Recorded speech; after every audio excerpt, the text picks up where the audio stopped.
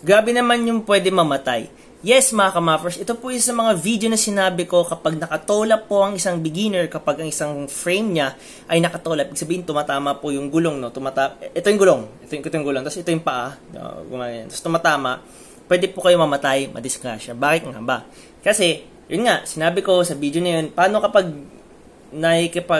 singit-singit, tapos tumama yung paa mo sa front wheel, oh no, semplang yun, tumba yun. Tapos may paparating sa likod mo. May kotse, may mabilis. O kaya, let's say may motor na dumaan din. Salpok ka nun, disgrasya ka nun.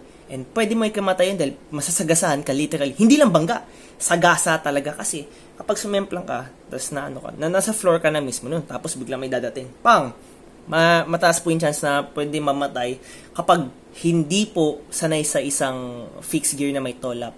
So, kapag mga beginner po kayo, wag po muna kayo mag-tolap dahil pwede po kayo madisgrasya. And sinasabi ko nga, pwede nyo po ikamatay.